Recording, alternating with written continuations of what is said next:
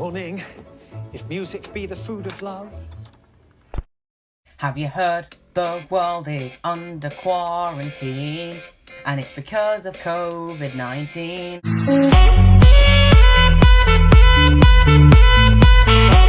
Hello everyone, Clack of the Geek here. Let's talk about ghosts, shall we? And I don't mean ghosts in the general sense. We're not going to do a conspiracy theories video or whatever. We're going to be talking about the BBC sitcom Ghosts.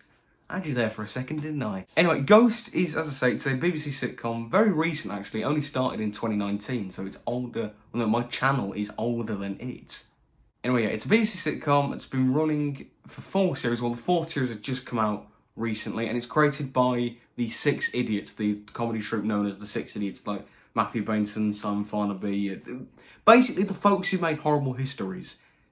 They write and act in this. So the premise of this show is that a young couple, Mike and Alison played by Charlotte Ritchie, who's in the Doctor Who story Resolution. Basically, they've inherited this old family house that they're going to live in now, but this house is haunted with all the people who have died there over the years. So you've got a really colourful cast of characters who have died there throughout history. You've got a caveman, you've got a World War II captain, you've got a Tory politician who died in a sex scandal, which is just, that is never not going to be funny to me. I love taking the mick out of politicians. That is absolutely what would have happened. Anyway, so at the end of the first episode, mild spoilers, but I think it's kind of the premise of the show that's it's sold on. But yeah, Alison is involved in an accident where she ends up in a coma, and then she wakes up and now she can see the ghosts. She can see dead people.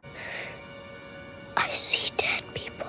And from that episode, from that first episode onwards, the main selling point of the show is seeing how does she interact with the ghosts, and considering she's the only one who can see them, how do other characters interact around her, and it's all the wacky hijinks that they get into. It's amazing. Now, it is not your typical sitcom. It's very weird and out there, but that's what I love about it. I don't like, not just sitcoms, but just TV shows that feel very samey, the same thing each week, where, yeah, it just feels like the same thing each week, where if it gets to that point, I'm just probably not going to watch past series 2 at best. Like, I've had that with a lot of shows and a lot of sitcoms. I just felt kind of, I mean, a lot of like kind of domestic-y stuff as well. I like a bit more to shows and sitcoms, and that's what this is like. It's like Red Dwarf with its sci-fi, sitcom that is sci-fi and in space. This one about these ghosts, but it's very comedic, and I just love how creative and inventive and unpredictable it is. That's the key thing there, the unpredictability of it. That's I think why I've kept watching the show, because it is, the first episode ends on a cliffhanger of the show. The first episode ends on a cliffhanger of Alison can now see the ghosts. That leaves so many questions to a viewer, like, well, how does this work? Will other people see the ghosts? How is she going to live with this? And then the next few episodes, setting up the rules of the show, it poses so many different questions of, possibilities like of what could happen and who could come across. It really does get you thinking and just engaging with it and what it's presented. So that's a good, a reason to keep on watching. And then a great thing about the next few seasons, and by the way, I haven't watched season 4 fully.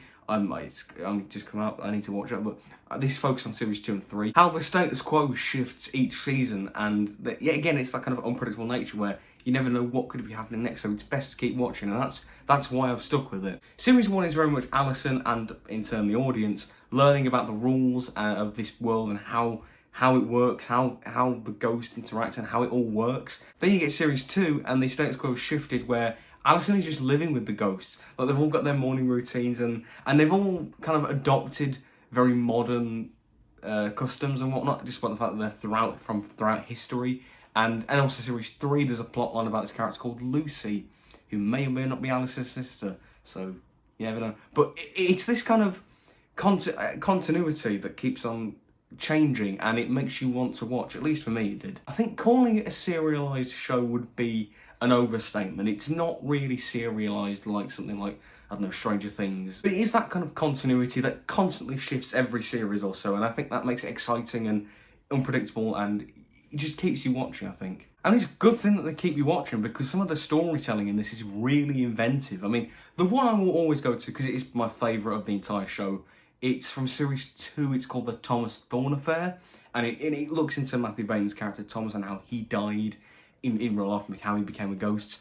And it's so clever how they tell it with it's like each character tells the story, each ghost who is there kind of tells the story, and the way that they change the performance to whoever's telling the story is great. But also, as they keep retelling it, the way that new layers are revealed, and it's like bloody, like, it's like twist, it's like Number 9, for Christ's sake. It's like twists and turns are revealed. It's amazingly done. It's so inventive. And there's many other examples of how it explores the characters like that, but that's another key thing in the show.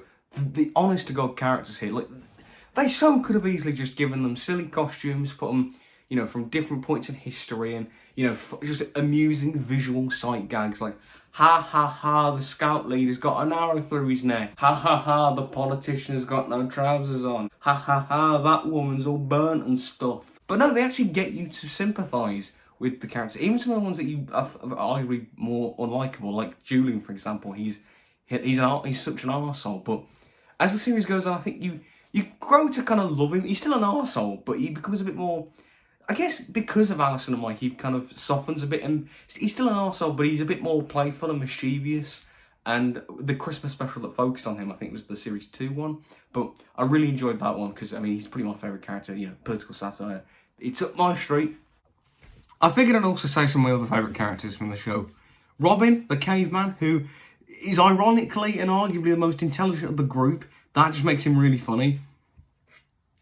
And Mary, whose comedic reactions to things and her accent just absolutely kill me. There's other episodes that really do like focus on them, and I think they're some of my favourites. So like my favourite series 1 was the Pat focused one where it like explains how he died. Is it Happy Death Day, I think it's called? But yeah, that's probably my favourite from series 1, just because of how it really, you know, gets the audience to connect with the ghosts, and it's just, you know, you really do feel sympathetic with them just because of how just how likeable a lot of them are. No way, Jose. No. We told. But yeah, overall, I highly recommend the show. Amazing characters, great premise, and great kind of continuity throughout. Keeps you watching, and it's bloody funny.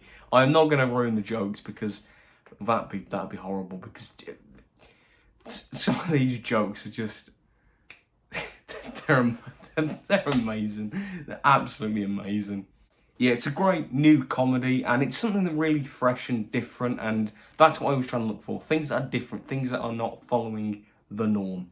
And yeah, that's why I enjoy it so much. So, hope you enjoyed it. What are your thoughts on Ghost? If you've seen it, let me know that in the comments below. If you want to watch it, I'd highly recommend you do. It's on iPlayer in the UK. Elsewhere in the world, I don't know. And yeah, I will see you in the next video. Have a good day.